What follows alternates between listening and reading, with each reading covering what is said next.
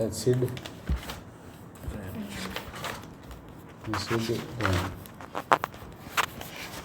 वह वर्षा जिसकी प्रकृति क्या हो? अम्लीय। क्या हो? अम्लीय प्रकृति की। उसे क्या कहते हैं? अम्लीय वर्षा। अम्लीय वर्षा कहते हैं। अब ये अम्लीय वर्षा बनती कैसे? जब सल्फर की और नाइट्रोजन की ऑक्साइड क्या करते हैं? वायुमंडल में क्या करते हैं? वायुमंडल में उपस्थित जल वाष्प के साथ क्या करते हैं? अभिक्रिया करते हैं। तो क्या बनाते हैं? अम्लीय वर्षा बनाते हैं। जब जल वाष्प क्या मॉइस्चर किसके साथ रिएक्ट करते हैं? सल्फर और नाइट्रोजन ऑक्साइड के साथ। तो वायुमंडल में उपस्थित मॉइस्चर को के साथ अभिक्रिया करके क्या बनाते हैं? जल वाष्प। अम्लीय वर्षा। क्या बनाते हैं? अम्लीय वर्षा। अम्लीय वर्षा। अम्लीय वर्षा का पीएच कितना होता है? 5.6। 5.6। और देखो जो अम्लीय वर्षा इनका स्केल का जो पैमाना लेते हैं ना वो 1 से लेते हैं 7 तक। हम कितने लेते हैं? 1 से 7 तक। अगर 7 से कोई चीज़ क्या होती है? कम होती है तो क्या होती है? वो अम्लीय नेचर की। कौन से नेचर की? और जो 7 से ज़्यादा होती है वो कौन से नेचर की होती है? सारी नेचर की। और 7 पे होती है वो होती है उदासीन। वो ना तो क्या होती है? अम्लीय होती है और ना होती है सारी। क्या होती है? न्यूट्रल।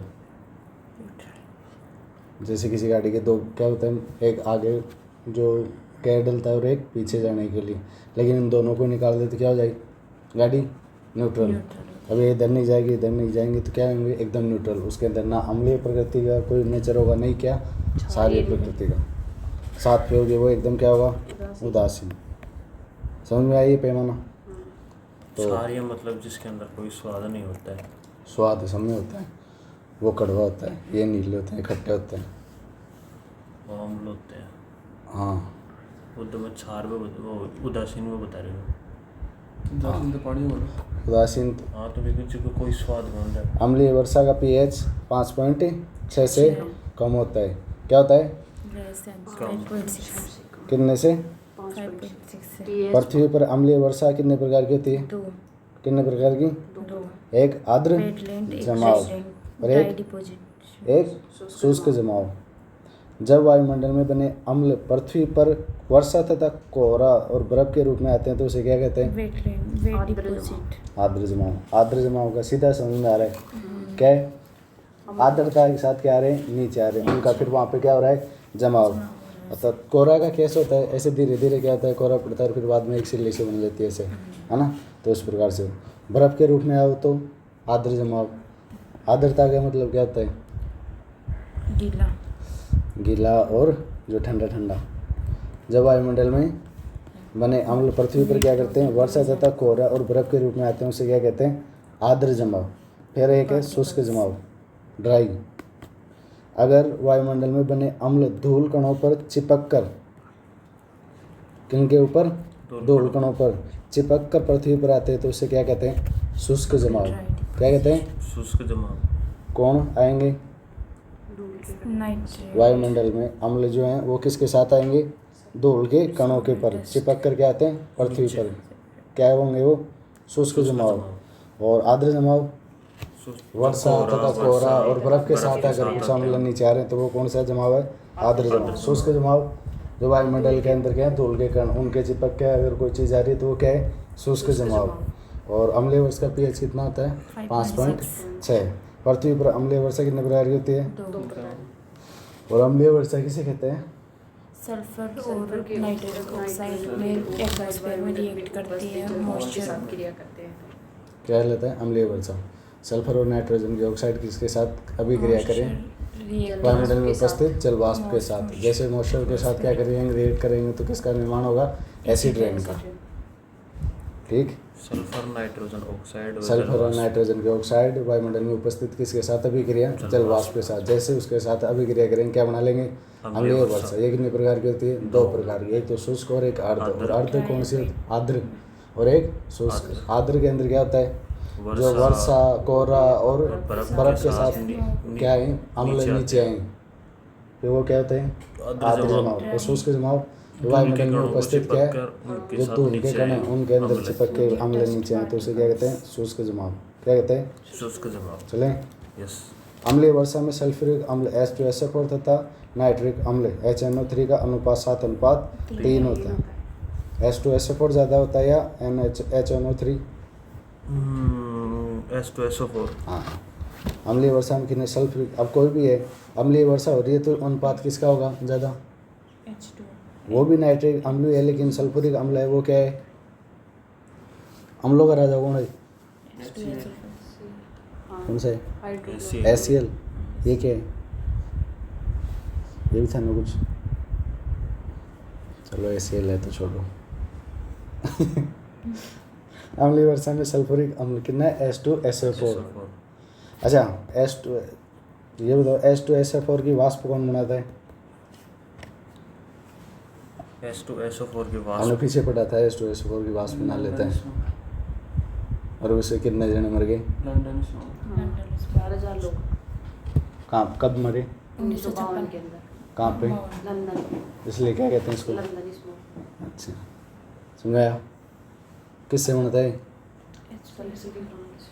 नहीं किस किस से रिएक्ट करके बनता है H2SO4 की वाष्प, सल्फर डाई, नाइट्रोजन ऑक्साइड के नाइट्रोजन वो तो नाइट्रोजन व्हीकल्स की स्मोक और सल्फर डाइऑक्साइड और जो Smoke, अधिक तापमान की उपस्थिति कम में, तापमान, कम तापमान लो की उपस्थिति टेम्परेचर में, की नाइट्रोजन ऑक्साइड में फोटोकेमिकल स्मोक बनता है और इसके अंदर जो फोटोकेमिकल उसको, अच्छा फोटोकेमिकल स्मोक में क्या बनता है, कौन सा स्मोक बनता है, स्मोक फॉग रेड ब्राउन रंग, पूरे रंग का, स्मोक लाल भूरे रंग का जो स्मोक होता है उसे क्या कहते हैं, फोटोकेमिकल स्मोक। और ये फोटोकेमिकल स्मोक और कहाँ पे बनता है, नाइट्रोजन ऑक्साइड कहाँ से निकलती है, एक और में बना था। हाँ, नाइट्रोजन ऑक्साइड कहाँ से निकलती है, नाइट्रोजन ऑक्साइड और कहाँ से निकलती है, व्हीकल्स के अंदर पेट्रोल को जलने से क्या निकलती है, नाइट्रोजन ऑक्साइड। हाँ तो नाइट्रोजन ऑक्साइड अगर व्हीकल से क्या बनती है फिर फोटोकेमिकल स्मोक ये बनता है। और ये किस में आते हैं, नाइट्रिक अम्ल, ये भी वहाँ पे निकला। अम्लीय वर्षा में सल्फ्यूरिक अम्ल H2SO4 तथा नाइट्रिक अम्ल का अनुपात क्या होता है, 7:3 होता है। कितना होता है, 7:3। और H2SO4 ज़्यादा होता है किसकी तुलना में, HNO3 की तुलना के अंदर, कितनी गुना, 4 बार। इसके अलावा अम्लीय वर्षा में थोड़ी मात्रा में क्या होता है, कार्बोलिक अम्ल और सल्फेट, नाइट्रेट, अमोनियम तथा हाइड्रोजन के आयन भी क्या होते हैं उपस्थित। और क्या क्या होते हैं, एक तो सल्फ्यूरिक अम्ल तो होता ही है, फिर एक नाइट्रिक अम्ल भी होता है, उसके अलावा और कौन कौन होते हैं, एक होता है कार्बोलिक अम्ल की भी होती है थोड़ी मात्रा, सल्फेट भी होता है, नाइट्रेट भी होता है, अमोनियम भी होता है, हाइड्रोजन के आयन भी उपस्थित होते हैं। किसके अंदर उपस्थित होते हैं, अम्लीय वर्षा में। अम्लीय वर्षा के अंदर कौन कौन से, सल्फ्यूरिक अम्ल, नाइट्रेट अम्ल और अमोनियम, कार्बोक्सिलिक अम्ल, हाइड्रोजन और अमोनियम और नाइट्रेट के आयन भी उपस्थित होते हैं किसके अंदर, अम्लीय वर्षा। अम्लीय वर्षा के अंदर कौन कौन से आयन उपस्थित होते हैं, सल्फ्यूरिक अम्ल, नाइट्रेट अम्ल, नाइट्रेट, अमोनियम, कार्बोक्सिलिक अम्ल और नाइट्रेट और सल्फेट, हाइड्रोजन, ये क्या होते हैं उपस्थित होते हैं। अम्लीय वर्षा के दुष्प्रभाव, कौन से प्रभाव, दुष्प्रभाव क्या होते हैं, दुष्प्रभाव, हाँ कौन से इम्पैक्ट डालते हैं, नेगेटिव। अम्लीय वर्षा के कारण मृदा की क्या होती है, अम्लीयता बढ़ जाती है जिससे इसकी उर्वरता क्षमता में क्या, उर्वरा क्षमता में क्या हो जाती है, कमी हो जाती है। किसके अंदर, उर्वरा, किसके अंदर, उर्वरा शक्ति, अरे उर्वरक तो हो गए सिर से मत ये बोलो, उर्वरा क्या होती है, उर्वरक तो वो होते हैं जो मतलब क्या है, ये खाद वो होते हैं, उर्वरा हो जाएगा, उर्वरक हो जाएगा, उर्वरक तो खाद हो गया और ये उर्वरकता शक्ति क्या करते हैं, देख ये देख क्या लिखा भाई, और ये क्या है, इसको क्या पढ़ा जाता है पहले, उर्वरा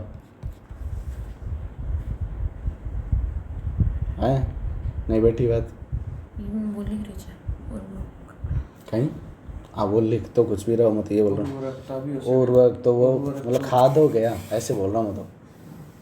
फर्टिलाइजर, फर्टिलिटी। हाँ उर्वरक खाद और उर्वरक शक्ति। एक तो और क्या करते होती हैं, है। वो शक्ति को बढ़ाते हैं, फिर इनको बोलेगा ऐसे बोलेगा तो वो तो खाद निकल गया, फिर ये क्या करते हैं इसलिए उर्वरक, अच्छा, इसलिए इसको अरे बहुत सारी क्या चीज़ों को मतलब आदि के अंदर उसके दादी या लगा देते हैं, बाद में क्या हो जाता है वो चेंज हो जाता है। फिर उसकी मतलब विशेषता बताना, एक तो नाम बता रहा है, फिर जैसे ये लगता है ये क्या बता दिया इसकी, ये तो उसका नाम था और बाद के अंदर इसके ये लग गई आगे मतलब बाद में ये इसकी विशेषता बता दिया उर्वरा। अम्लीय वर्षा से नदी, झील तथा तालाब आदि की अम्लीयता क्या हो रही है, बढ़ रही है, बढ़ जाती है, जिसके कारण जलीय जीवों पर क्या पड़ रहा है, प्रतिकूल क्या प्रभाव पड़ा है, क्या होता है प्रतिकूल, नकारात्मक प्रभाव, क्या होता है नेगेटिव। नेगेटिव इम्पैक्ट, जो उनके अनुकूल नहीं है वैसा प्रभाव पड़ना क्या कहलाता है, प्रतिकूल। अगर उनके अनुकूल प्रभाव पड़ता तो क्या होता है, ठीक होता, पॉजिटिव। लेकिन उनके अगर अनुकूल प्रभाव नहीं पड़ा तो क्या है, नेगेटिव। अम्लीय वर्षा के कारण मृदा की क्या हो रही है, अम्लता बढ़ जाती है, जिसके कारण मिट्टी की उर्वरता शक्ति की हो जाती है कम, क्या हो जाती है कम, क्या हो जाती है कम। अम्लीय वर्षा में नदी, झील, तालाब के क्या हो रहे हैं, अम्लीयता बढ़ रही है, जिसके कारण क्या हो रहा है, नेगेटिव इम्पैक्ट पड़ रहा है। अम्लीय वर्षा में ऐतिहासिक महत्व की इमारतों को नुकसान पहुंचता है, विशेष रूप से ताजमहल संगमरमर से बना हुआ है। सुपोषण भी इसी वजह से हो रहा है, water spread, water reaches, water reflex. हाँ सुपोषण क्या क्या करता है, सुपोषण क्या है, सुपोषण का मतलब पर्याप्त पोषण, पर्याप्त यूट्यूब पोषण। इसके अंदर सुपोषण में होता है क्या है, ऐसे लो ऐसे ले लो। जो उसमें सुपोषण के कारण तालाब, नदी, झील के अंदर क्या जाती है, अरे हम क्या डाल रहे हैं खेत के अंदर, क्या डाल रहे हैं उर्वरक, क्या डाल रहे हैं, जैसे उर्वरक यहाँ पे डालेंगे, क्या डालेंगे खाद, तो फिर ये खाद कहाँ पे जाता है, वाटर बॉडी के अंदर, और वहाँ पे क्या है फॉस्फोरेशन की क्रिया करके क्या बढ़ा देता है, शुआलों को बढ़ा देता है। ठीक उसी प्रकार से ऊपर से क्या आ रहा है अम्लीय, इसमें भी क्या है उर्वरक, ये भी कहाँ पे जाएगा वाटर बॉडी के अंदर, वो भी क्या फॉस्फोरेशन की क्रिया द्वारा शुआलों को बढ़ाएगा। जैसे जैसे बढ़ाएगा एक बार क्या हो जाएगी पूर्व पर शुआल, ये यहाँ पर ऑक्सीजन जाना क्या हो जाएगा बंद, जैसे ऑक्सीजन जाना बंद होगा तो वाटर बॉडी के अंदर जो जीव हैं वो क्या हो जाएंगी, नष्ट हो जाएंगे। अंदर क्या है वायु है जीव, वो किससे अभिक्रिया करेंगे, जो मर गए ना उनको अपघटन करने के लिए क्या करेंगे अभिक्रिया, जो ऑक्सीजन उसके अंदर था उसको भी क्या कर लेंगे अब्जॉर्ब, फिर वाटर बॉडी के अंदर ऑक्सीजन की मात्रा क्या हो गई और भी कम, जैसे इसके अंदर ऑक्सीजन और भी कम हो जाएगा, कौन सी स्थिति बनेगी कालभवन की, किसकी कालभवन की, और कालभवन के दिन धीरे धीरे बाद के अंदर परत जमते जमते जमते जमते जमते जमते क्या हो जाएगा दलदल बन जाएगा, क्या बन जाएगा दलदल, और वाटर बॉडी क्या हो जाएगी समाप्त। जैसे वाटर बॉडी समाप्त हुई उसके नेगेटिव इम्पैक्ट क्या पड़ेंगे वहाँ के लोगों के लिए। अगर वहाँ तक वाटर बॉडी थी तब तो क्या कह रही थी चारे के रूप के अंदर काम आ रही थी, पशुओं के लिए काम आ रही थी, वहाँ पे संसाधन जलीय संसाधनों के काम आ रही थी, लेकिन ये सारों से क्या हुआ और पानी के रूप में क्या आ रही थी, जल की उपलब्धता करवाई थी, सिंचाई के रूप में काम आ रही थी, लेकिन इन सभी से क्या होगा नेगेटिव इम्पैक्ट। सुपोषण और क्या था, एक सुपोषण था उसी टाइम में एक और पढ़ाया था ना, बायोमैग्निफिकेशन, जैवावर्धन। क्या जैवावर्धन, कि जो मतलब पीओपी में पीओपी की मात्रा किसके अंदर फूड चैन के अंदर क्या हो जाए चली जाए। अगर जैसे इसके अंदर जाएगी किसके अंदर पीओपी फूड चैन के अंदर जाएगी, फिर बाद के अंदर जो टॉप कंज्यूमर है उसके अंदर उसकी क्या हो जाएगी, जैसे पादप लोग, फिर बाद में पादक जंतु, जंतु बाद छोटी मछली, फिर बड़ी मछली, बड़ी मछली से ह्यूमंस, फिर बाद में इनकी सर्किल क्या हो जाती है बढ़ती जाती है, किसकी पीओपी की मात्रा। जैव संचयन किसे कहते हैं, जो किसी एक पादप से शुरू होकर उसी में पीओपी की प्रथम जो कौन सा है पादप लोग के अंदर जो एंट्री होती है उसे क्या कहते हैं, जैव संचयन कहते हैं। जैव पीओपी का वहाँ पे कर्तृत्व होना और संचयन होना क्या कहलाता है, प्रथम पोषण स्तर के अंदर पीओपी का संचयन होना और एकत्रित होना क्या कहलाता है, जैव संचयन। क्या कहलाता है, जैव संचयन। क्या होता है जैव संचयन से, पीओपी से या जैव संचयन से क्या नेगेटिव इम्पैक्ट क्या पड़ेंगी, कि उसमें फूड चेन में शामिल हो जाएंगे, जिससे क्या नाम है जो कंसंट्रेशन बढ़ेगा पीओपी का क्या हो जाएगा, मान बढ़ता रहेगा, जिससे क्या होगा हमारे शरीर पे नेगेटिव इम्पैक्ट, हमें पर्याप्त क्या नहीं मिल पाएगा, पोषण नहीं मिल जाएगा। जैसे वो जाएगा पोषण स्तर के अंदर जाएगा तो वो कार्बोहाइड्रेट व साइन की मात्रा को क्या कर देगा, कम कर देगा। और फिर वह जैसे ये काम करेगा तो फिर बाद के अंदर हमें क्या नहीं मिल रहा, संतुलित भोजन। क्या नहीं मिल रहा, संतुलित भोजन। संतुलित भोजन क्या भी क्या होते हैं, कार्बोहाइड्रेट वसा खनिज लवण ये सारे बाद के अंदर इनको क्या डालेगा, नेगेटिव इम्पैक्ट। जैसे ये जाएंगे कम हो जाएंगे, बाद में शरीर पे क्या होगा, नेगेटिव इम्पैक्ट। फिर बाद के अंदर हमें भी क्या हो जाएगा, पीओपी की मात्रा बढ़ जाएगी, फिर बाद के अंदर क्या होंगे, हम भी बीमार हो जाएंगे। हाँ, स्किन डिजीज हो जाएंगे, रोग भी हो जाएंगे, सारे हो जाएंगे। वो तो क्या है उसके अंदर है इसमें। आए अम्लीय वर्षा।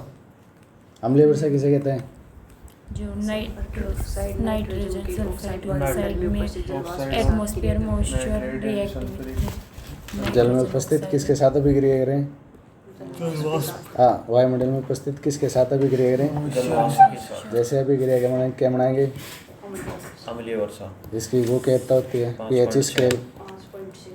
ये कितने से कितने प्रकार का होता है, आर्द्र जमाव और शुष्क जमाव। आर्द्र जमाव क्या होता है, वर्षा कोहरे बर्फ वर्षा के रूप के अंदर, आइस रेन के थ्रू, स्नो के रूप में क्या हो, आइस। आइस ही स्नो एक आइस है, क्या है नीचे, फॉग रेन से क्या है नीचे, कम डाउन आते हैं विथ, कहाँ पे आए, जमीन पे। क्या करें फिर आके, क्या करेंगे वहाँ पे आके, जम जाए आके, फिर क्या होगा उनसे, उनसे अर्थ पे नेगेटिव इम्पैक्ट करेगा।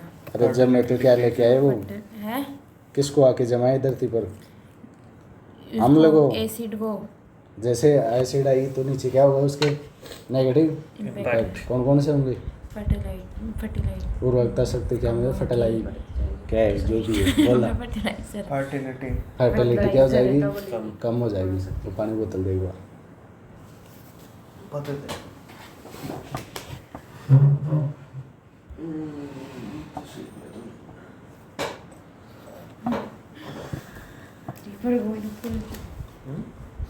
एकदम डीप ऊपर तक होती है।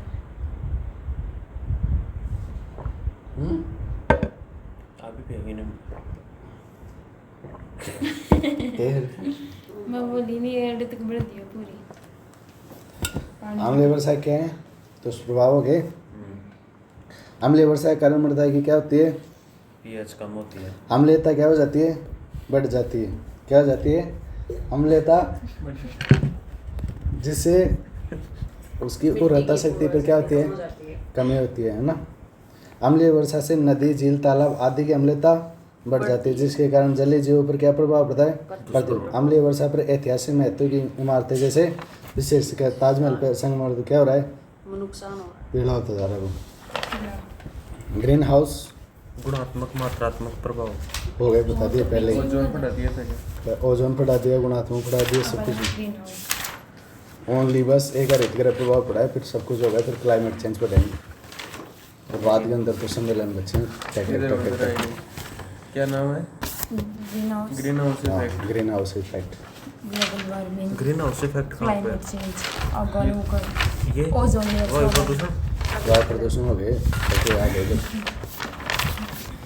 वायु प्रदूषण भी हो गया, वाटर पॉल्यूशन भी हो गया, पर्यावरण भी हो गया, मात्रात्मक भी हो गया, गुणात्मक भी हो गया, फोटोकेमिकल स्मॉग भी हो गया, लंदन स्मॉग भी हो गया, पैन भी हो गया, और क्या है, और जैव आवर्धन भी हो गया, और सुपोषण भी हो गया, जल और क्या प्रदूषण भी हो गया, जल प्रदूषण तब गया, ओजोन भी हो गई।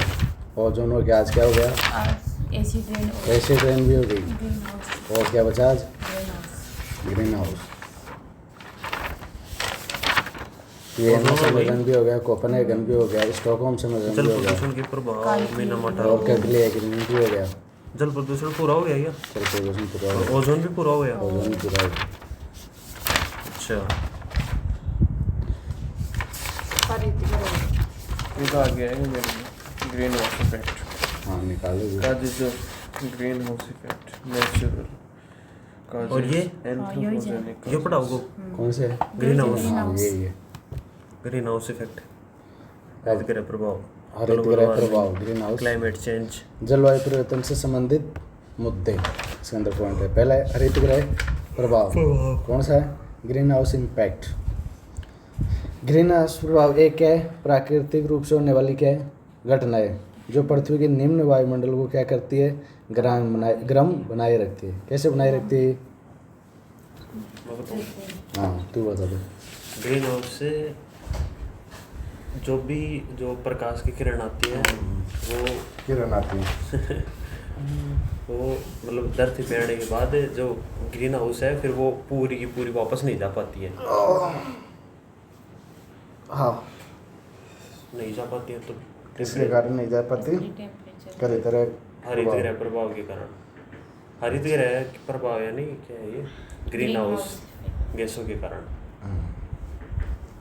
अच्छा कैसा फेनोमा नेचुरल फेनोमा है क्या है इसको बोलते हैं प्राकृतिक परिघटना नेचुरल फिनोमेना। हाँ ऐसे बोल परिघटना तो बता दूँ नेचुरल परिघटना नेचुरली अच्छा प्राकृतिक क्यों है प्रकृति से हमें मिला क्योंकि इसमें वाटर वेपर CO2 H4 कुछ नहीं। ओजोन 3 अरे सिंपल सा बताओ तो प्रकृति से मिला। प्रकृति से तो मिला है लेकिन ऐसे बता कैसे क्या मिला है प्रकृति से मतलब पृथ्वी इंफ्रारेड गर्म रहेगी।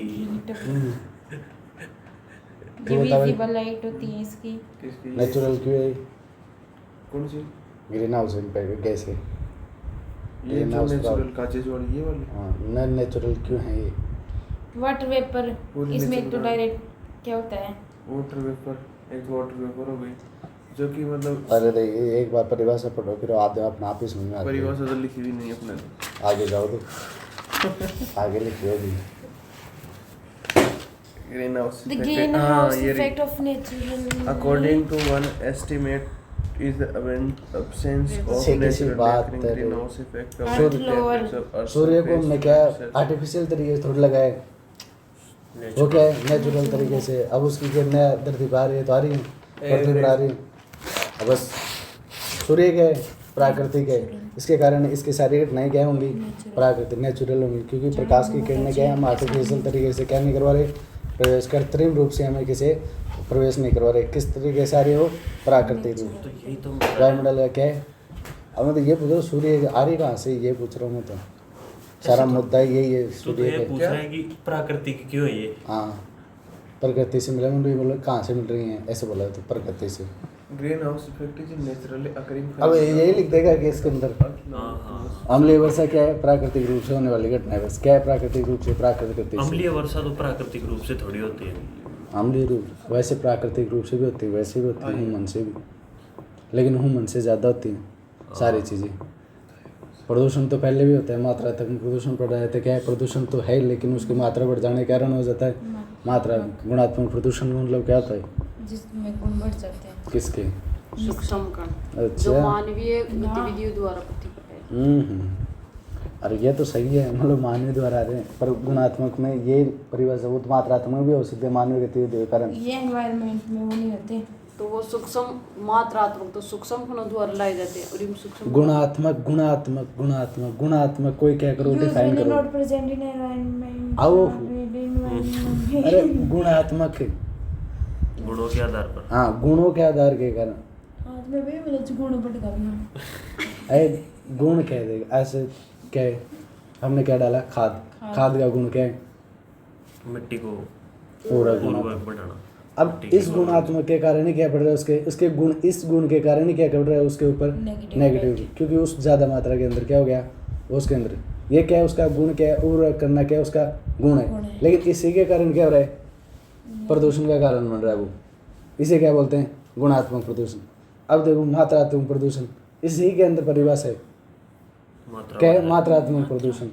अब जो इसकी मात्रा बढ़ने के कारण क्या हो रहा है प्रदूषण सामान्यतः वो क्या जाते हैं वायुमंडल में पाए जाते हैं नेचर के अंदर पाए जाते हैं लेकिन ये मात्रात्मक मतलब प्रदूषण क्यों बन रहे हैं इनकी मात्रा एक सीमा से क्या हो गई निश्चित सीमा से बढ़ गई। अब क्या हो गई मात्रात्मक प्रदूषण गुणात्मक प्रदूषण ये सामान्यतः कहाँ पे नहीं पाए जाते वायुमंडल एनवायरमेंट इनको क्या करते हैं, मानवीय गतिविधि द्वारा क्या करते हैं। लेकिन अब जैसे लाए इसको एक गुण के लिए लाए, लेकिन वो गुण ही क्या बन गया, प्रदूषण का कारण बन गया, इसलिए क्या हो गए गुणात्मक, क्वांटिटिव, और एक ना क्वालिटेटिव, और वो दूसरा है क्वांटिटिव। ओके, समझ में आए।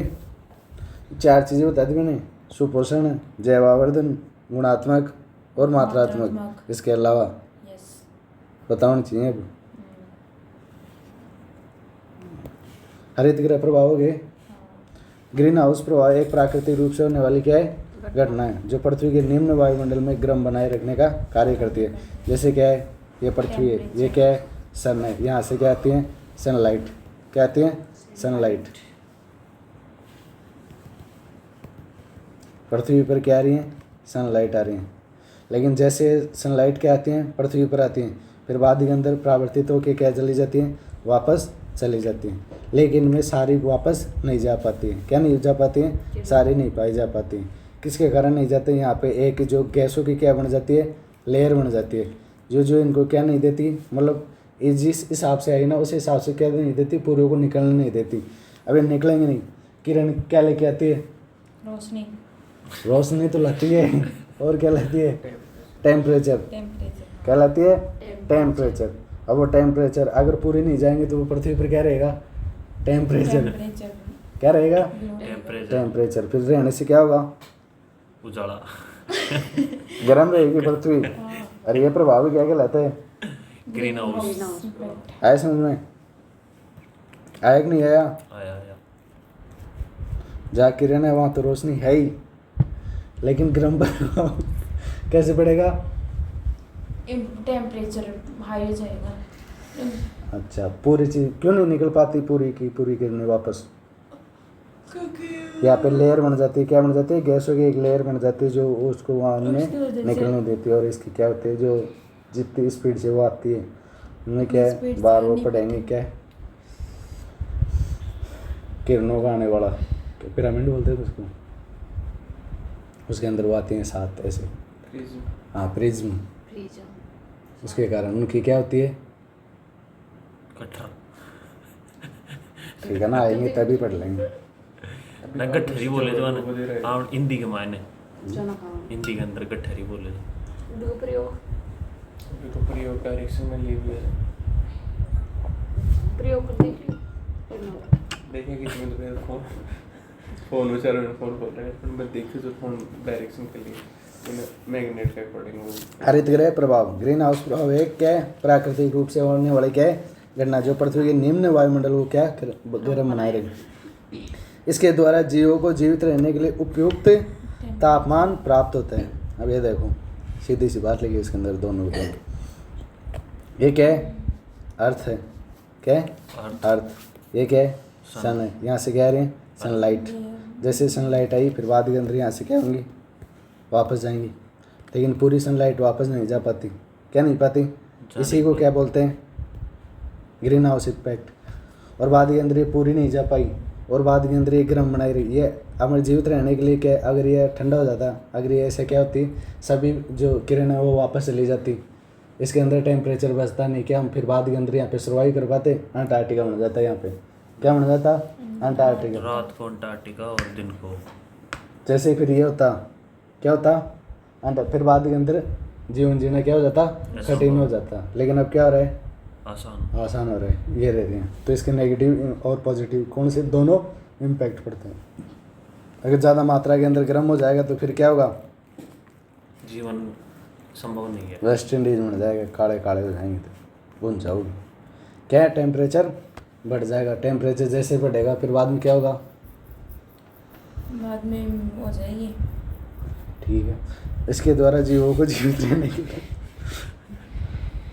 उपयुक्त तापमान अपने प्राप्त घर होता पे है। भी तो रहते सारे वेस्ट इंडीज में वायुमंडल में पाए जाने वाले क्या है, कार्बन डाइऑक्साइड तथा अन्य गैस एक मोटा आवरण बनाते हैं, जो सूर्य के आने वाली कम तरंग दैर्घ्य के प्रकाश के विकिरणों को वायुमंडल में प्रवेश करने देती है, क्या देने देती है, प्रवेश करने देती है। परंतु पृथ्वी की सतह पर निकलने वाले अधिक तरंग दैर्घ्य की उपस्थिति पार्थिव आवृत विकिरणों को, इंफ्रारेड को बाहर नहीं जाने देती, ये अवशोषित कर लेती है, जिसके कारण वायुमंडल तथा पृथ्वी की क्या है सतह के तापमान में वृद्धि होती है। इसे ग्रीन हाउस प्रभाव कहते हैं। क्या कहते हैं?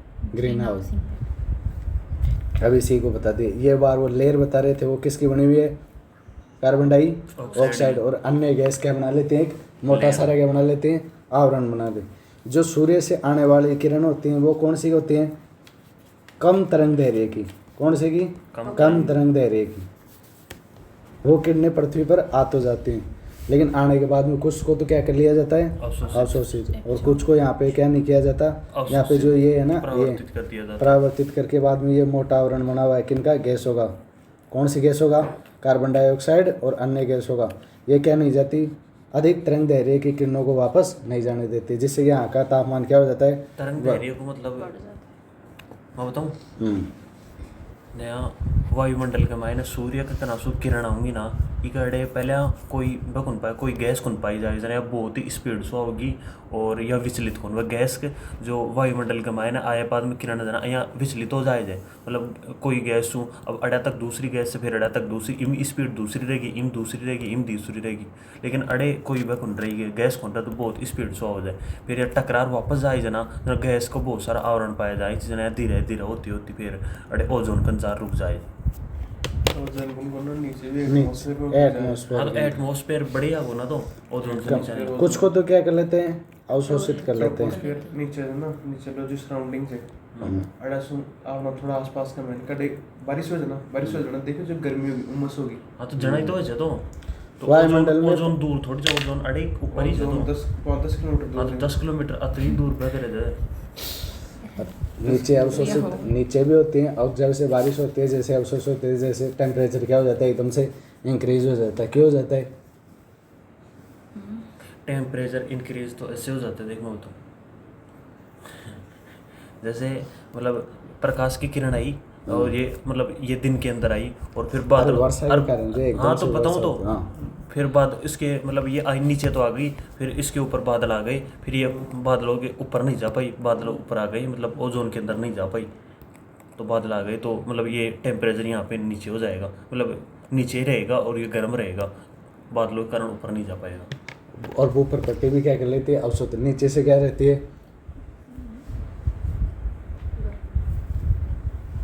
ओट्स होते हैं उसके अंदर जो वो नीचे तो उसके अंदर टेम्परेचर तो वही हाँ गर्मी रहती है। इसके द्वारा जीवों में जीवित रहने वाले कहते हैं जीवित रहने के लिए उपयुक्त क्या रहता है? तापमान। अगर हरित गृह प्रभाव में ग्रीन हाउस इम्पैक्ट ना डालें तो फिर वादी के अंदर क्या हो जाए? ये जो हम रह रहे हैं वो क्या हो जाए? ठंडा हो जाए, जो हमारे लिए फिर वादी के अंदर बहुत ही ज़्यादा जैसे जम्मू कश्मीर के अंदर बर्फ़ पड़ती है ना वैसा हो जाए, क्योंकि वहाँ पे टेम्परेचर क्या हो? ऑब्जर्व नहीं हो पाए। लेकिन ग्रीन हाउस गैसें हैं वो क्या करती हैं? एक गैसों का बड़ा सारा क्या बना के रखती हैं? मोटा सारा आवरण बना के रखती हैं, जिससे जो किरणें प्रकाश की किरणें पृथ्वी पर आई जब परावर्तित होकर वापस जाती हैं तो वहाँ पे क्या जाती हैं? रुक जाती हैं। क्यों रुक जाती हैं? ऊपर से कौन सी आती हैं? कम तरंग दैर्घ्य की, और वापस आती हैं कौन सी? अधिक तरंग दैर्घ्य की, और वो किसके अंदर अवशोषित हो जाती हैं? एटमॉस्फेयर। किसका आवरण पाया जाता है उसके अंदर? कौन कौन सी गैस होती है उसके अंदर? मेन कौन सी गैस होती है? Carbon dioxide. कार्बन डाइऑक्साइड वैसे क्या करती है? टेम्परेचर पर वो करती है। जैसे अब तुम क्लास के अंदर जाते हो फिर बाद में सफोकेशन हो जाता है, वो किसके कारण होता है? कार्बन डाइऑक्साइड के अंदर। क्योंकि अधिक मात्रा के अंदर क्या होती है? वो रिलीज होती है और उसके उतनी मात्रा के अंदर वो बाहर नहीं निकल पाती, तो वहाँ का टेम्परेचर क्या हो जाता है? इंक्रीज होता है, जिसके कारण क्या होता है? सपोषण। और क्या? सफोकेशन। क्या होता है? सफोकेशन। अच्छा। वायुमंडल में पाई जाने वाली CO2 तथा अन्य गैस एक मोटा आवरण बनाती है तथा सूर्य से आने वाली कम तरंग दैर्घ्य के प्रकाश की विकिरणों को वायुमंडल में प्रवेश करने कर देती है, लेकिन परंतु पृथ्वी की सतह से निकलने वाली अधिक तरंग दैर्घ्य की उसमें पार्थिव इंफ्रारेड को क्या नहीं देती? बाहर नहीं जाने देती, जिससे क्या होता है? अवशोषित कर लेती है, जिसके कारण वायुमंडल तथा पृथ्वी की सतह के तापमान में क्या होती है? बढ़ती है। जिससे क्या कहते हैं? ग्रीन हाउस प्रभाव कहते हैं। क्या होते हैं? समझ में आ गया? कहीं आ गया भाई? समझा तो नहीं समझा green house effect is naturally according कर ये क्या है? इधर देख इधर लाइन टू लाइन रिवीजन करेगा। रिवीजन बस इशू करवा दूंगा आपके पास। ये क्या है? अर्थ, क्या है? पृथ्वी, पृथ्वी, ये क्या है? सन, सूर्य, क्या है? सूर्य, इससे क्या आती है? प्रकाश किरण, कहाँ पे आती है? अर्थ पे,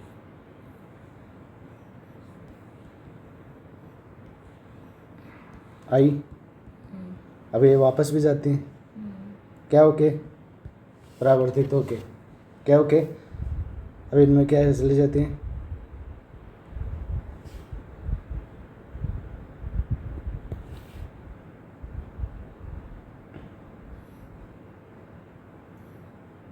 ये क्या है? यहाँ पे गैस है, कौन सी गैस है? कार्बन डाइऑक्साइड और अन्य।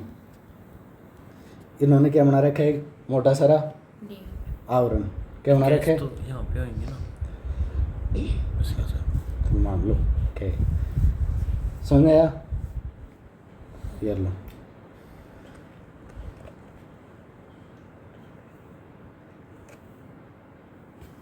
अब बता कौन पृथ्वी है कौन है? अब ये दिखा के बता दे मेरे को।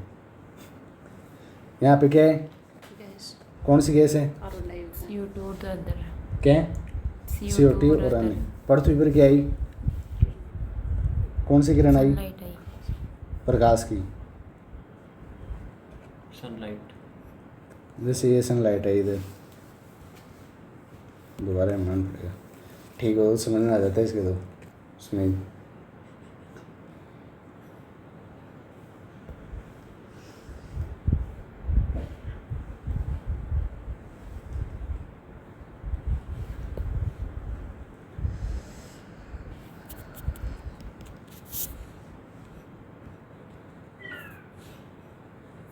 सूर्य से क्या आ रही है? प्रकाश की किरण, सनलाइट। कहाँ पे आ रही है? पृथ्वी। पृथ्वी के चारों ओर क्या पाया जा रहा है? ये CO2 का और इनका हाँ? गैसेस का गैसेस का क्या पाया जा रहा है? मोटा सारा क्या जाता है? लेयर पाई जा रही है, जिसके कारण ये पूरी प्रकाश की किरणें जितनी आई उतनी वापस क्या नहीं पा रही? निकल नहीं पा रही। क्या नहीं पा रही? निकल नहीं पा रही। यहाँ पे कुछ तो क्या हो गई, उनको तो यहाँ पे रोक लिया, कुछ यहाँ पे किरण आई यहाँ पे रुक गई, कुछ यहाँ से आई और सीधी कहाँ पे चली गई? वापस चली गई, है ना? फिर कुछ आई यहाँ पे, इनको क्या कर लिया गया? रोक लिया गया ऐसे।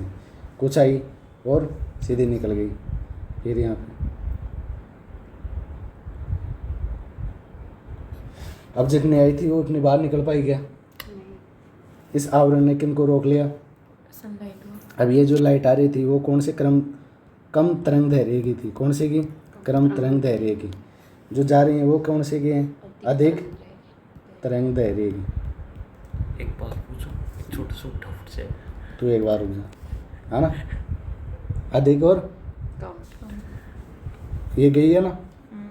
सन से कौन सी आ रही है? कम तरंग दैर्घ्य की, और यहाँ से अधिक तरंग दैर्घ्य की। पृथ्वी पर आई क्या आई? आई। Sunlight। कुछ को क्या कर लिया गया? अवशोषित कर लिया गया, किसी को मतलब एनर्जी के रूप में कंज्यूम कर लिया गया। लेकिन कुछ कहाँ पे चली गई? वापस लौट के चली गई। अब वापस जा रही थी यहाँ पे क्या, एक वैसे तो जा रही थी आराम से, लेकिन वहाँ पे एक मोटा सारा क्या मिल गया? एक बीथ मिल गई। क्या मिल गई? दीवार मिल गई। जैसे ही दीवार मिली, इसे टक्कर खा के वो क्या नहीं जा पा रही? बाहर नहीं। ये बीथ है वो किसकी है? दीवार गैसेस की, CO2 और अन्य गैसों की है, जिसके कारण क्या नहीं जा पा रही? गैस क्या नहीं जा पा रही? बाहर नहीं जा पा रही। जो ये क्या है, जो प्रकाश की किरणें थी वो क्या नहीं जा पा रही? वापस। अब ये एक कैसी प्रोसेस है? नेचुरल। क्यों है नेचुरल? क्योंकि प्राकृतिक क्योंकि है, नेचुरल, इसमें अपन कुछ ये बदलाव नहीं कर सकते। आवरण नेचुरल बना हुआ है, ये Starting सूर्य से। नेचुरल है, नेचुरल प्रकाश की किरण आ रही है, अब नेचुरल। अब सीधी सी क्या लिखे हुए? एक पहली लाइन है वो, ये एक प्राकृतिक परिघटना है। क्या है? Natural phenomena. क्यों प्रकाश की किरणें आती हैं? अब देख, अब इससे प्रकाश की जो सूर्य से क्या आते हैं? कम तरंग दैर्घ्य क्या आती हैं? किरणें आती हैं। फिर बाद के अंदर वो कम तरंग दैर्घ्य की ये आवरण क्या है? उनको आने देता है, लेकिन बाद के अंदर अधिक तरंग दैर्घ्य की जो विकिरण है ना, वो क्या पे यहाँ से निकल नहीं पाती। तो यहाँ का तापमान क्या हो जाता है? बढ़ जाता है। अरे ये क्या है? ये किरणें यहाँ पे रुक के क्या कर रही हैं? हीट पैदा कर रही हैं। क्या कर रही हैं? हीट, क्या कर रही हैं? हीट क्या है? तापमान, गर्मी पैदा कर रही हैं। क्या कर रही हैं? गर्मी। और ग्रीन हाउस, यही क्या है? क्या है? हाँ ये ग्रीन हाउस इम्पैक्ट ही क्या है? हाई टेम्परेचर, इसके अंदर टेम्परेचर क्या होता है? हाई। ज़्यादा होता है। अरे ये मतलब क्या होता है हमारे लिए? नुकसान। ज़्यादा हो जाए तो क्या होता है? नुकसान। नेगेटिव लेकिन अगर करता है। निश्चित मात्रा के अंदर हो तो फायदा। फायदा, क्योंकि बाद के अंदर क्या नहीं होता, अगर ये ग्रीन हाउस इम्पैक्ट नहीं पड़ता, ये लेयर नहीं पाई जाती, प्रकाश जितना आता है और वापस चला जाता, क्या होता, चला जाता, फिर बाद के अंदर ये धरती क्या हो जाती, ठंडी हो जाती। लेकिन इसके कारण अब ग्रीन हाउस गैसों के कारण क्या नहीं हो पा रही, ठंडी नहीं, क्योंकि यहाँ पे हीट है, और हीट के कारण यहाँ पे थोड़ा बहुत तापमान है। क्या है? तापमान है। जिस तापमान के कारण हम क्या पा रहे हैं, जी पा रहे हैं यहाँ पे। सामान्य तापमान क्या होता है? अब बस ये सारी चीज़ यही लिखी हुई थी। क्या पहले ग्रीन हाउस पर एक प्राकृतिक घटना है? इसके अंदर जीव उपयोग तापमान क्या होता है? यहाँ पे होता है वायुमंडल कार्बन डाइऑक्साइड अन्य क्या बनाए जाते हैं? मोटा आवरण। और आने वाले क्रम दायरे विकिरण वायुमंडल में क्या करती हैं? प्रवेश तो करती हैं, परंतु सतह से निकलने वाली अधिक तरह से ये क्या बाहर नहीं निकल पाती है, जिससे क्या होता है वायुमंडल में पृथ्वी सतह पर तापमान क्या हो जाता है? बढ़ जाता है। यही है पूरा ग्रीन हाउस। अब तो आया समझ में? बता क्या है दोबारा? ये ग्रीन हाउस मतलब अर्थ पर एक बस है थिक बस हो लेयर है गैसेज की सीट होगी ना, जिसकी वजह से जो सन हो जाए सनलाइट वो मतलब आग तो जाओ से नॉर्मली पर बात जाओ कौन पाओ क्योंकि वह CO2 रे आदि बाकी कारण मन एब्जॉर्ब कर लीजिए उसके वजह से टेम्परेचर बढ़ जाओ से और इसकी वजह से आवाज़ ही पर हाँ ग्रीन हाउस इम्पैक्ट पड़ेगा। ये सब तो बोल। मैं एक बात बताऊँ, और जो लेयर्स है ना, या चाहे ओजोन O3 की जाए है ना, O3 की तो छह ही O3 पढ़ा दिए और ओजोन की चाहे और एक माइन पाई जाए छी, और जो गैस है ना भाई का माइन है या कार्बन डाइऑक्साइड भाई का माइन पाई जाए। बता भाई। पृथ्वी पर कौन सी सनलाइट आओ है ना, जब कम तरंग दैर्घ्य की होती है ना, और वो कम तरंग दैर्घ्य की वजह और वह गैस बना लीजिए ना बाहरी पृथ्वी चारों ओर है ना, तो CO2 और अन्य, और जो सनलाइट आती है वो अधिक वो आ तो जाती है पर निकल कुछ तो रह जाती है और कुछ ऊपर चली जाती है, तो जिसके कारण हम रह जाते होंगे, क्या इम्पैक्ट पड़ता है उनके? अधिक है रह गए उनका क्या इम्पैक्ट पड़ेगा पृथ्वी पर? हाई टेम्परेचर हो जाएगा उससे अधिक एलियन धरती पर तापमान। आया रात रहेगा, का इम्पैक्ट पड़ेगा? बहुत बड़ा बढ़ेगा। तो जी सनलाइट आई, सनलाइट को गुण कहीं थी क्या है? गर्म। अब वो रह गए तो क्या होगा? गर्म होंगी। एलियन आएंगे तो उनकी पॉपुलेशन बढ़ेगी, डेंसिटी बढ़ेगी उनकी। वैसे ही क्या है, सनलाइट का गुण क्या है? गर्म। तो अगर वो रहेंगे तो क्या हो गया? टेम्परेचर बढ़ेगा। अगर ये ग्रीन हाउस प्रभाव नहीं पड़ता तो पृथ्वी क्या होती? ठंडी रहती है, जिसके कारण क्या होता है? आइस। चलो आ गया समझ में? एक डाउट से हो तो पूछेगा ना, पता जो कुछ अच्छे जो प्रकाश की किरण है कुछ अवशोषित कर ली जाएगी ये और कुछ वापस हो जाएगी, परावर्तित हो जाएगी। कुछ ऑब्जर्व भी हो जाएंगे बड़े। हाँ तो वो जो भी है तो वह कुछ परावर्तित हो जाएंगी, तो परावर्तित और कट जाएंगी, परावर्तित वापस सन वापस यार सन तो वायुमंडल एटमॉस्फेयर इतना बड़ा है जिसके अंदर कोई भी चीज़ गुम हो गई तेरे को मिलती नहीं। कोई इतना सा थोड़ी है एटमॉस्फेयर कि वहाँ पे जाएगा तो उसको ढूंढ लेगा। क्या है? आकाश क्या है? बस अनंत है। अपन को तो स्टडी करते हैं ओनली बस इधर इधर की। आकाश तो पूरे ये बहुत बड़ा है, जो ये है ना ये तो बहुत बड़ा है, इसके तो आज तक कोई पता नहीं लगा पाया। कम रह के अपने बस अपने तो क्या आज तक वैज्ञानिक कहाँ पहुँच पाए ये इधर तक ही। ये इतना बड़ा है, इसका किसी को कुछ नहीं पता है क्या है इसके अंदर। तो स्टडी कर रहे हैं ये पूरा शरीर, हम पूरे शरीर के किसी भी तत्व के एक गुण का भी हम वो होते हैं ना, कौन से हैं उनको क्या बोलते हैं? चार भाग दर्शन वाले। वो इसीलिए तो बोलते हैं खाओ पियो मौज करो। क्यों करो? कितनी बड़ी क्या है दुनिया है, उसके अंदर भी गिनने हो तुम इतने से, उसके अंदर भी तुम किसी एक चीज़ का भी क्या करो अध्ययन करना पाओ, उसके भी क्या है पूरे इम्पैक्ट और जो पूरे डायमेंशन होते हैं ना उनका भी क्या नहीं लगा सकते हम, पता नहीं लगे क्यों फिर वैज्ञानिक बने डोल रहे होते हैं। आराम से खाओ पियो और मौज करो और चले जाओ। हाँ, इसलिए ये तो क्या है बहुत बड़ी बात है। अपन जो जो सारे वैज्ञानिक हैं यहाँ तक ही सीमित हैं, बस यहाँ तक ही। पृथ्वी तो जो ये पूरा इसका ये है पूरा, ये तो बहुत बड़ा है और अपन को स्पेशलिस्ट नहीं बनना है। किसके लिए? ऑनलाइन को मैंने क्या ग्रीन हाउस प्रभाव याद होना चाहिए। हो गया याद? और तो पी आए कहाँ से? पी कहीं से भी आए हैं। अपन को क्या है फूड चेन के अंदर क्या है उनको पढ़ना है। पी फूड चेन के अंदर फर्स्ट उनके अंदर चाहे प्रवेश करे उसको क्या बोलते हैं? जैव संचयन। बस वही याद रखना है, वही एग्जाम में आएगा। नेक्स्ट अब क्या है? Global warming. क्या है? Global warming. क्या है? वो तो भाई कौन सा ग्लोबल वार्मिंग कह रहे हो क्या? गए हैं तो इसमें क्या आया? इंग्लिश डिग्री वो बताऊँ? एक तो पढ़ लिया ग्रेसी लाइन भी अपनी पता दी गई। ये लिखा हुआ नहीं मैं पढ़ा देता, मुझे पढ़ देता मेरे क्या है? क्या है? Global warming. क्या है? एक गाना आता है वार्मिंग, वैसा क्या है ग्लोबल। Global warming. एक कुछ ऐसा आता है चेता वो देखे आते हैं गाना एक वार्मिंग आता है ना, वो वार्मिंग। पहले ऐसे बोलता है वार्मिंग, ऐसे क्या स्टार्ट हो गया ग्लोबल वार्मिंग। ये वार्मिंग दे रहा है कि अगले वाले चैप्टर क्या है फिर? कॉप है। क्या है? Cop. COP conference of parties, conference of parties. Warning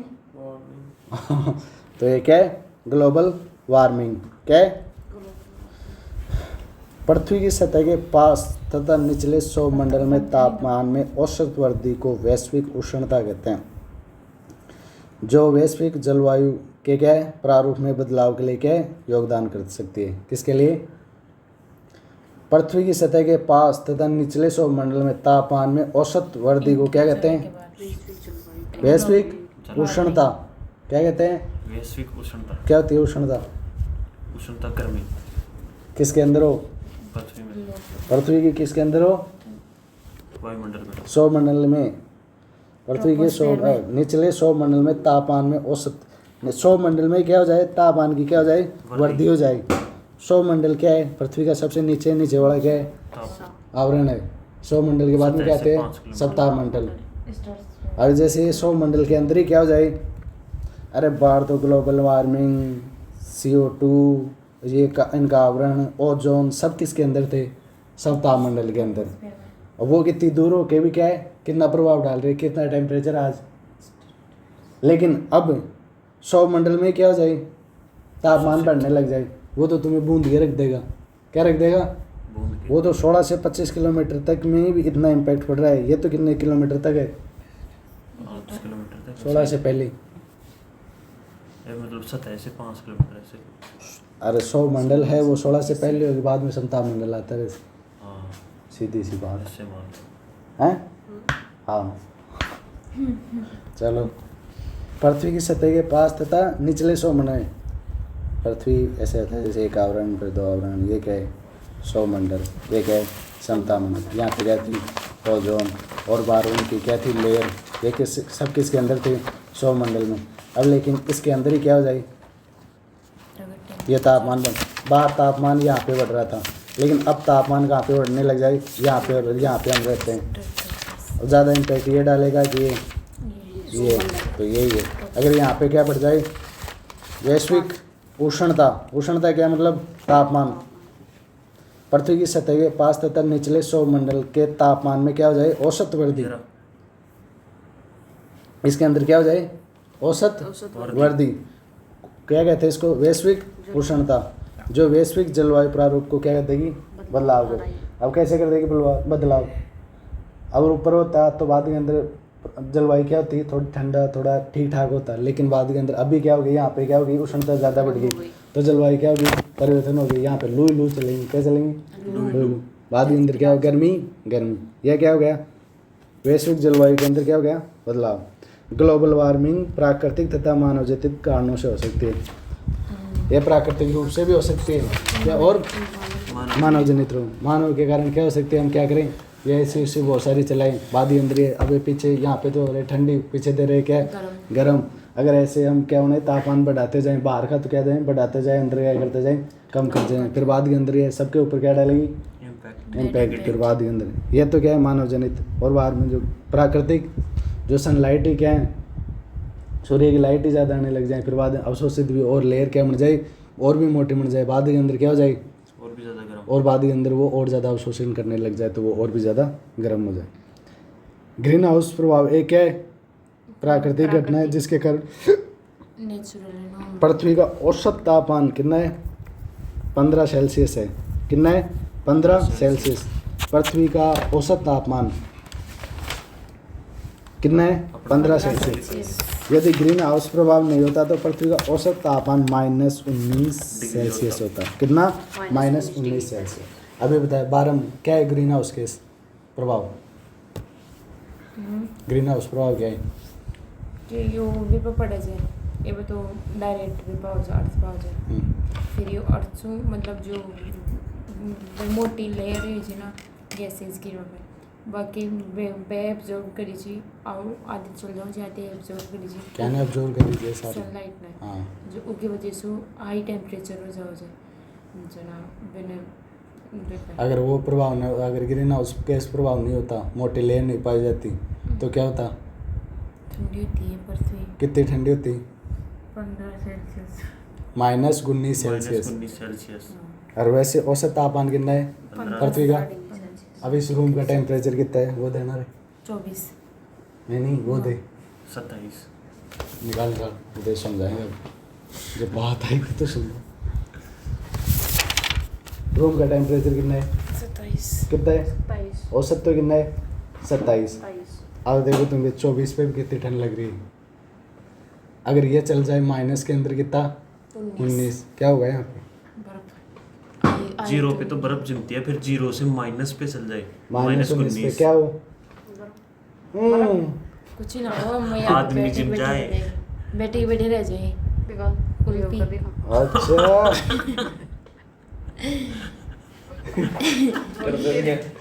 जी मार तो देगी एक बार फिर अपन सही गुण करे वो। अब मैं क्या कर दूँ टेम्परेचर और भी कम कर दूँ 24 से क्या कर दूँ 16। अब देखो ठंडी यहाँ पे अब ठंडी एक -16 कर एक गलती क्या है टेम्परेचर कम कितना है वो अब 16। ठंड कम लगी ज़्यादा ज़्यादा अभी तक तो नहीं लगी हाँ ये अब भी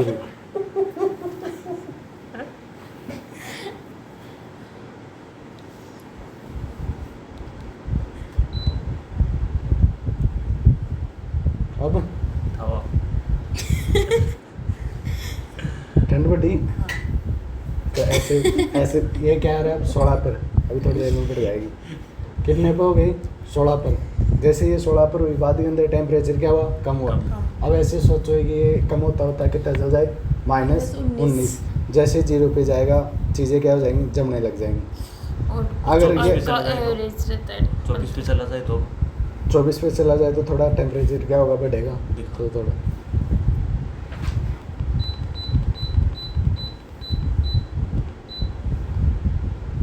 अब ये बढ़ गया तुम्हें फील नहीं होगा पहले बोल देता हूँ तो बोलने वाला ऐसे हो।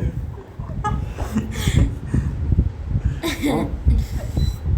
ऐसे करते हैं पहले बार अरे अब कम होगा ना कम हो गया ना कम हो गया ना 24 तापमान क्या हो गया बढ़ गया। बढ़ गया और जैसे ही कम होगा तो ज़्यादा ठंडा और बहुत में ऐसे तो ऐसे औसत कितना है 19 15 सेल्सियस। हाँ और अगर ग्रीन हाउस गैसें नहीं होती -19 -19 क्यों हो जाता है -19 क्यों जाता है। उसमें टेम्परेचर लो रहता उसका सनलाइट टेम्परेचर लो नहीं वो ग्रीन हाउस नहीं रहते तो ग्रीन हाउस कैसे ऑब्जर्व नहीं कर observe नहीं कर एब्जॉर्ब पाती। नहीं करते जैसे सनलाइट वापस आती है जाती है जना वो हाँ, टेम्परेचर लो ही तो दिन के अंदर तो बहुत ज़्यादा रहता है, रात के अंदर बहुत कम रहता। यदि ग्रीन हाउस प्रभाव नहीं होता तो पृथ्वी पर औसत तापमान कितना होता? -19 डिग्री सेल्सियस। अतः प्राकृतिक ग्रीन हाउस प्रभाव पृथ्वी पर जीवन के लिए आवश्यक है, परंतु वर्तमान में इस प्रभाव की तीव्रता के कारण औसत तापमान में क्या हो रही है? वृद्धि हो रही है। शुक्र ग्रह के वायुमंडल में कार्बन डाइऑक्साइड, अब देख लीजिए तेरी लाइन एक रहेगी जा। शुक्र ग्रह के वायुमंडल में CO2 की सांद्रता कितनी है? 90%। है ना। अतः वहाँ का औसत तापमान कितना है? 447 सेल्सियस। सेल्सियस। अगर ये इतना तापमान है तो कितना होगा ये?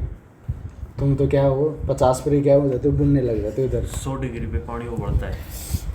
अगर ऐसे 447 पे चले जाओगे तो क्या होगा? बूंद के राख हो जाएगी। हाँ। और वहाँ पे शुक्र ग्रह पे कितना है कार्बन डाइऑक्साइड की सांद्रता? 90%। किस समझ पा रहे हो? 90%। 90 है सांद्रता। ऐसे है कि कार्बन डाइऑक्साइड की सांद्रता हमारे पास क्या है? निश्चित है, जिसके कारण लेयर कितनी बन रही है? इतनी सी। शुक्र ग्रह पर कार्बन डाइऑक्साइड क्या है? ज़्यादा। जो लेयर बन रही है वो कितनी बन रही है? और कॉन्सेप्ट ज्योग्राफी में से बहुत डीप कम है, उन्होंने समझ कर पाओगे और क्या है? समझ गया? कौन समझाएगी रे? नहीं मैं बता दूँ एक सांद्रता। मैं बता दूँ। समझिएगा सांद्रता ये आगे भी इंक्रीज ज्योग्राफी पृथ्वी पर तो कितनी है? बस इतनी सी क्या है इसकी लेयर है, लेकिन शुक्र ग्रह पर इसकी कितने है? लेयर इतनी। अब सनलाइट आई, अब इसके अंदर तो थोड़ी सी निकल के ज़्यादा है, लेकिन यहाँ पे तो आके सारी रुकी जाएंगी। तो इससे टेम्परेचर कितना हो जाता है इसका? 447 सेल्सियस। और पृथ्वी का औसत तापमान कितना है? 15 सेल्सियस। और हरित ग्रह प्रभाव नहीं हो तो कितना हो? -19। अच्छा, हो गया। जब मैं बताऊँ शरबत जानो तो शरबत लाल, हाँ। तो आप एक जग के मायने एक ढक्कन शरबत को गिरा ना थोड़ा लाल हो जाए, लेकिन आप एक गिलास भर गिर दिया ना वो बहुत भयंकर तरीके से लाल हो जाए, तो भी मायने भी शरबत की सांद्रता ज़्यादा है इनकी जी सांद्रता। सांद्रता तो जानो क्या है सांद्रता? जिस चीज़ की वो बढ़ जाती है, थोड़ी सी करनी पड़ी। सांद्रता बढ़ जाती है। अच्छा, छाछ के मायने अरे नमक, मतलब कुछ छाछ के भी- मायने नमक की अधिक सांद्रता बढ़ जाए जाने कहीं में? जिस चीज़ की लिमिट है उससे ज़्यादा बढ़ जाओ नहीं, बढ़ जावत है। छाछ के मायने नमक की सांद्रता बढ़ जाए जाने कहीं में? नेगेटिव इम्पैक्ट रहे पॉजिटिव। अब पॉजिटिव वो तो पॉजिटिव रहो चाहे। हाँ, वो तो समझ, क्योंकि वो तो भी उसके छाछ ऊपर सुबह को डिपेंड है। करेगा कि तुम यूज कहाँ पे कर रहे हो। ये तो ये बताओ सांद्रता बढ़ने पर क्या इम्पैक्ट पड़ेगा उसके ऊपर? उसके ऊपर क्या पीने लायक नहीं होगी वो अब भी नहीं, उसकी लवणता बढ़ जाएगी। लवणता। और चाय के अंदर चीनी की सांद्रता लवणीयता बढ़ ज़्यादा, जाएगी। चाय के अंदर चीनी की सांद्रता बढ़ गई तो क्या होगा? इसकी लवणीयता बढ़ जाएगी। मीठी हो जाएगी।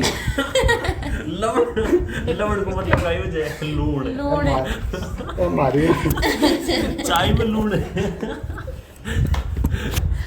हाँ मीठी हो जाएगी। क्यों नहीं ज्यादा कहते ये रूम के मायने आदमी की सांद्रता बढ़ जाए जाने कहीं जाए? ऑक्सीजन की कमी। सफोकेशन हो गया चाहिए। हाँ सांद्रता तो होगा। सांद्रता जो आपने को कहा घनत्व है, मतलब कोई भी चीज़ की क्या हो जाए मात्रा बढ़ो कहीं कहीं भी सांद्रता के मायने जब बढ़ दो बस। अब है क्लाइमेट चेंज। समझो आपको हरित गृह प्रभाव के कारण आपने लिए सही बैड है। इम्पैक्ट। बैड इम्पैक्ट भी है क्या?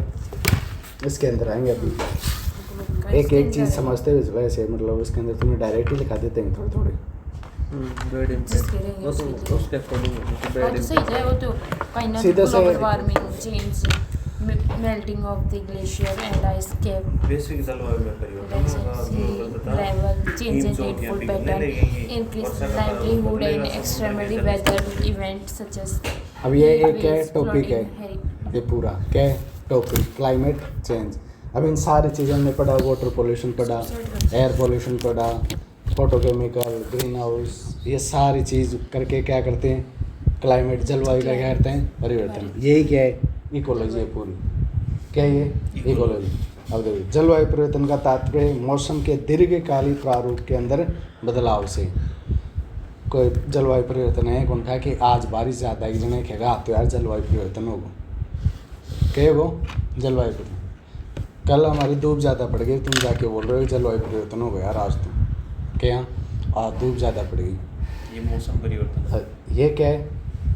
ये क्या है? कोई जलवायु परिवर्तन है। कैसा परिवर्तन होना चाहिए? दीर्घकालिक परिवर्तन।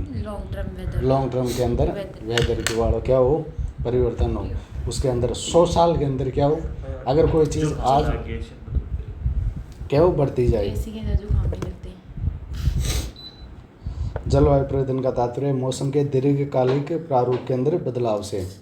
जलवायु परिवर्तन किसी विशेष दिन में होने वाला मौसम का परिवर्तन नहीं है, बल्कि यह मौसम के लंबे समय में हुए परिवर्तन को क्या करता है, दर्शाता है। अर्थात जलवायु परिवर्तन से तात्पर्य विगत 100 वर्षों में हुए जलवायु के प्रारूप में परिवर्तन से है, जो मुख्य रूप से मानवीय ह्यूमन एक्टिविटीज़ के कारण क्या हुआ है, परिवर्तन हुआ है। क्लाइमेट चेंज क्या एक दिन के अंदर हो जाता है क्या? नहीं, कितने दिनों के अंदर कंसिडर करते हैं हम? Long term. कितने लॉन्ग टर्म? लगभग कितना होना चाहिए? 100 साल। अगर 100 साल के अंदर एक ही कंडीशन होती आ रही तो उसको हम क्या बोलेंगे? अगर 100 साल तक लगातार टेम्परेचर 15 सेल्सियस से क्या हो गया, बढ़ के 16 सेल्सियस हो गया, तो हम क्या बोलेंगे कि क्लाइमेट क्या हो गया, चेंज हो गया। 100 साल से लगातार हम देख रहे हैं कि बारिश क्या होती जा रही है, कम होती जा रही है, तो फिर क्या हो गया, क्लाइमेट चेंज हो गया। ऐसा नहीं कि एक दिन जो बारिश होगी ज़्यादा होगी तो उस दिन हम बाहर निकल के बोले कि वाह वाह वाह आज क्या हो गया, क्लाइमेट चेंज हो गया, ऐसा हम नहीं बोल सकते, क्योंकि क्लाइमेट चेंज के अंदर एक दिन के अंदर कोई मौसम के अंदर परिवर्तन होता है उसको हम कंसिडर नहीं करते। लगभग कितने दिन होने चाहिए, 100 वर्ष होने चाहिए, उसको हम क्या करते हैं, कंसिडर करते हैं। किसके अंदर? क्लाइमेट चेंज के अंदर। अगर इससे पहले हम क्या करते हैं, अगर कोई ऐसा होता है कि आज बारिश ज़्यादा होगी कल कम होगी, ये क्या है, मौसम के अंदर परिवर्तन है। किसके अंदर? मौसम के अंदर, ना कि जलवायु के अंदर परिवर्तन। पृथ्वी का जो सामान्य तापमान कितना है, 15 सेल्सियस।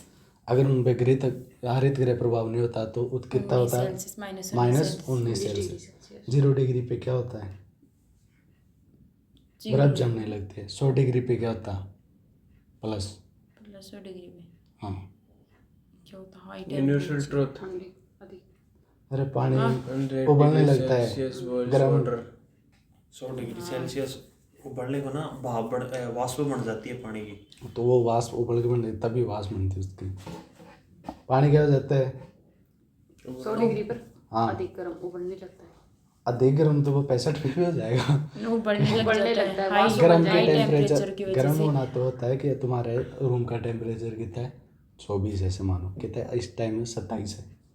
तुम्हारे पास कोई भी चीज़ 28 के भी आ गई वो गर्म है तुम्हारे से औसतन, क्योंकि तुम्हारा 27 है, वो क्या है 28 है। अब वो तो परिवर्तन है, 100 पर क्या हो जाएगी वो चीज़, वो बढ़ने लग जाए।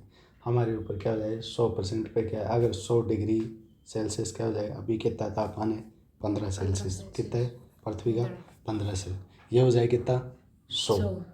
अगर 100 जाए तो जितनी भी अपनी क्या है, वाटर बॉडीज, क्या है, वाटर बॉडीज, जो तालाब हुए, कुएँ, बावड़ी, उनके अंदर क्या हो जाए, पानी क्या हो जाए, उबलने लग जाए, वाष्प बन के ऊपर क्या हो जाए, सारा उड़ जाए। फिर धीरे धीरे क्या बन जाए, पूरी वाटर बॉडी क्या हो जाए, समाप्त हो जाए, वाष्प के रूप में क्या चले जाए ऊपर होके, और क्या हो जाए, समाप्त हो जाए। लेकिन अब भी अपना पृथ्वी का टेम्परेचर कितना है, 15।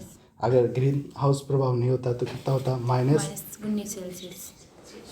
समझाया? जलवायु परिवर्तन कोई एक दिन में हो सकता है क्या, लगभग कितने के अंदर, 100 साल के अंदर इसको कंसीडर किया जाता है। एक दिन के अंदर होने वाला मौसम परिवर्तन लंबे समय में क्या हो। अच्छा, ग्रीन हाउस प्रभाव के कारण क्या है, क्यों होता है? एक तो प्राकृतिक कारण है, एक क्या है, मानव के कारण है।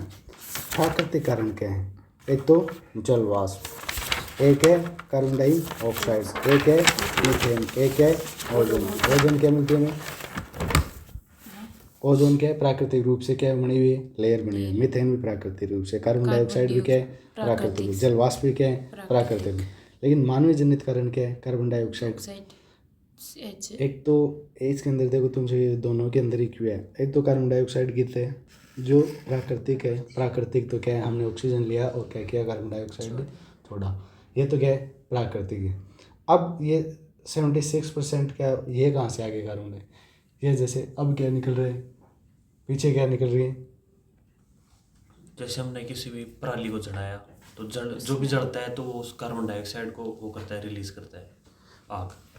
और अभी ऐसे चला रखे हैं, इससे भी क्या निकलती है, कार्बन डाइऑक्साइड। सबसे क्या निकलती है, जैसे वाहनों के अंदर कार्बन डाइऑक्साइड भी निकलती है, नाइट्रस ऑक्साइड भी निकलती है, ये सारी चीज़, नाइट्रोजन ऑक्साइड, ये सारी क्या निकलती है, ये कौन सा कारण हुआ?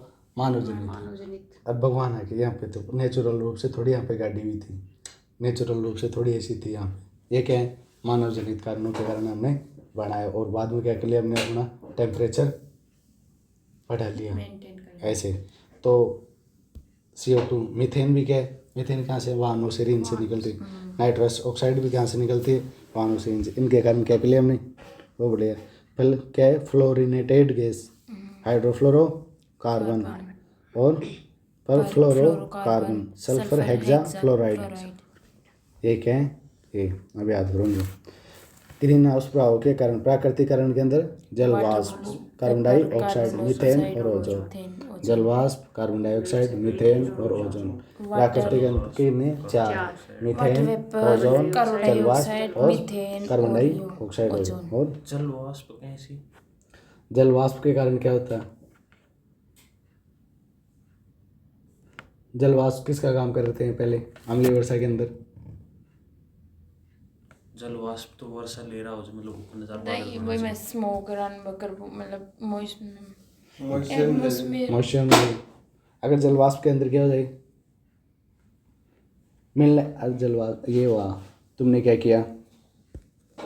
वाटर बॉडी है, वाटर बॉडी के अंदर तुमने अगर बारिश कम होगी तो जल वाष्प क्या होगा? कम होगा।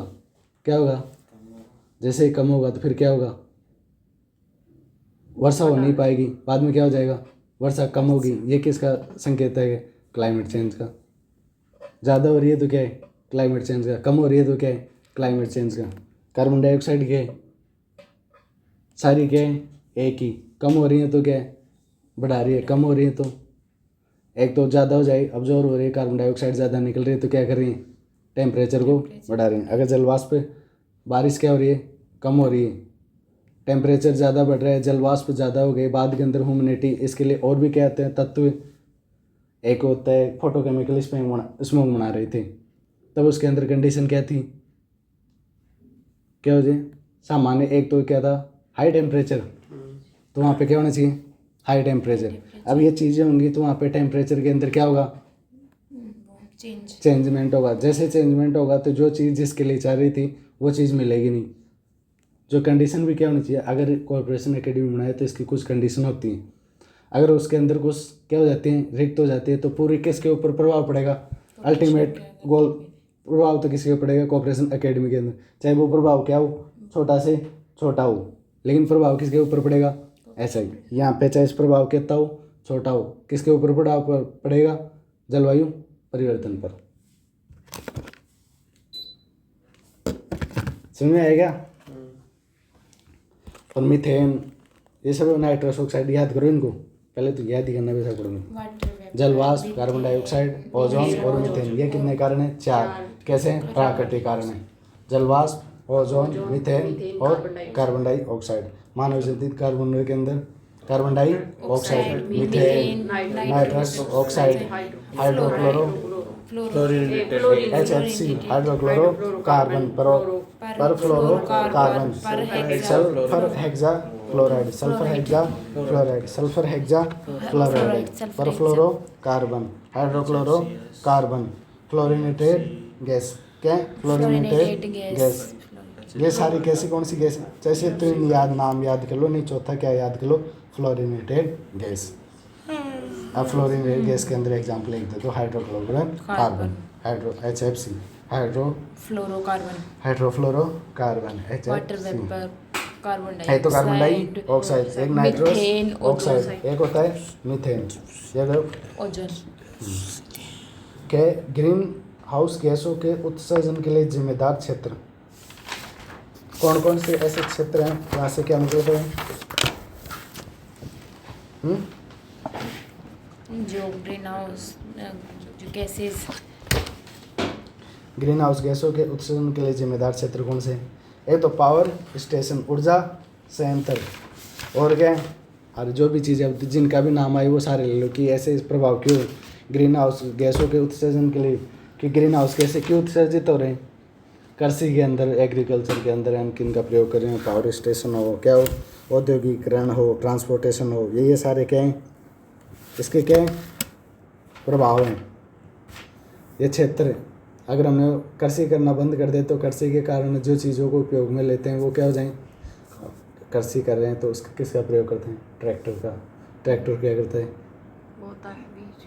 बीज नहीं बोता वो उसमें प्रदूषण ट्रैक्टर करता है। ले जाएं। अब जैसे फिर क्या है, थ्रेसर, फिर इसका थ्रेसर उपयोग किया, फिर बाद के अंदर जैसे हुई बाद के अंदर पिकअप के लोड या ट्रांसपोर्टेशन का कार्य किए, ये सारे इनके कारण क्या पड़ रही है, ग्रीन हाउस पर ये सारे किसके लिए जिम्मेदार हैं, क्लाइमेट चेंज के, ग्रीन हाउस गैसों के अंदर। अरे जब ट्रैक्टर चलेगा कौन सी ऑक्साइड, कौन सी गैस छोड़ेगा, नाइट्रोजन ऑक्साइड। जैसे नाइट्रोजन ऑक्साइड छोड़ेगा बाद के अंदर क्या हो रहा है, हरितगृह प्रभाव बढ़ रहा है। फिर इंडस्ट्रियल से बहुत सारे प्रकार की क्या जाएँ गैसें जा रही हैं, ये क्या कर रही हैं, वो जा रही है ट्रांसपोर्टेशन से, नाइट्रो ऊर्जा संयंत्रों से ऐसे सारी गैस निकल रही हैं। तो फिर बाद के अंदर कहाँ पे जाती हैं, ऊपर जाके लेयर बना लेंगी। तो ये क्या करें, ग्रीन हाउस गैसों के उत्सर्जन के लिए क्या है, जिम्मेदार क्षेत्र है। अब जो ऊर्जा संयंत्र से 25% क्या निकलती है हमारे, ऊर्जा संयंत्र से 25% क्या होता है हमारे हरितगृह प्रभाव के अंदर प्रभाव पड़ता है। कृषि वन तथा भूमि उपयोग से 24%। अगर हम करें कि हमें ग्रीन हाउस गैसों को कम करना है तो एग्रीकल्चर को हम पूर्णतः बंद कर दे तो कितना कम हो जाए, 24%।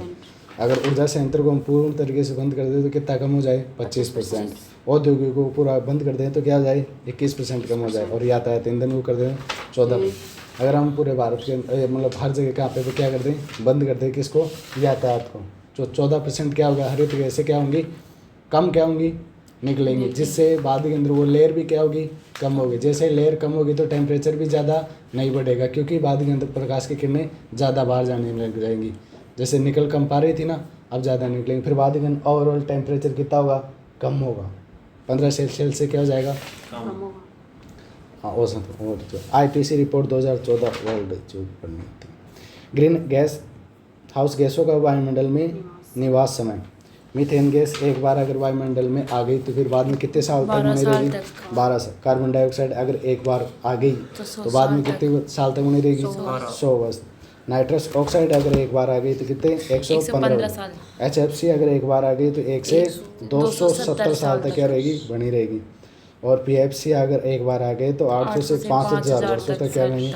और सल्फर हेक्साक्लोरीन 32 हेक्सा जो ये आगे एक बार आ गया तो कितनी बार बनी रहेगी, 32 सेल्सियस तक, 3200 वर्षों तक क्या रहेगी, बनेगी। पहले इसको साइलेंट तो कर दो। ग्रीन हाउस गैसों की ग्लोबल वार्मिंग की क्षमता, अब क्या है क्षमता, उनको तो क्या करना है, सीधा सा याद करना है। मीथेन अगर एक बार आ गई तो कितने साल तक बनी रहेगी, 12 साल तक। और कार्बन डाई एक बार आ गई तो 100 साल तक। नाइट्रस ऑक्साइड आ गई तो एक बार 115। कार्बन डाइऑक्साइड आ गई तो एक बार 100 साल। मीथेन आ गई तो 12 साल। और ये क्या है, नाइट्रस ऑक्साइड आ गई तो 115 साल।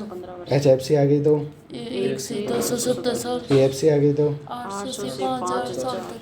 HF6 आ गई तो 3200 50,000 साल। 3200 साल। इकाई से बड़ा ज़्यादा। और ग्रीन हाउस गैसों ग्लोबल वार्मिंग की क्षमता क्या है, कैपेसिटी कितनी है। कार्बन डाइऑक्साइड कितने गुना प्रभाव डालती है, 1 गुना। लेकिन मीथेन आ गई तो 21 बार से ज़्यादा। कार्बन डाइऑक्साइड अगर एक बार वो करे तो एक, अगर मीथेन को अणु निकला वो कतो ज़्यादा इम्पैक्ट डाले, 21 गुना बार ज़्यादा। नाइट्रोजन ऑक्साइड को 310 गुना बार से ज़्यादा। और हाइड्रोफ्लोरोकार्बन को 1400 140 11,700। और सल्फर हेक्साक्लोरीन को 6500 से 9200। और 23,900 तक। ये याद रखना। कार्बन डाइऑक्साइड को उत्सर्जन करने वाले देशों का घटता क्रम, चीन के अंदर 30%। अमेरिका के अंदर 15%। यूरोपियन यूनियन के अंदर 9%। भारत के अंदर 7%। रूस के अंदर 5। चीन के अंदर 30%। अमेरिका के अंदर 15। यूरोपियन यूनियन के अंदर 9%, भारत के अंदर 7%। एक क्या नीचे रूस के अंदर 5%, क्या है 5%। ब्लैक कार्बन क्या है ब्लैक कार्बन। चीन, अमेरिका, यूरोपीय यूनियन।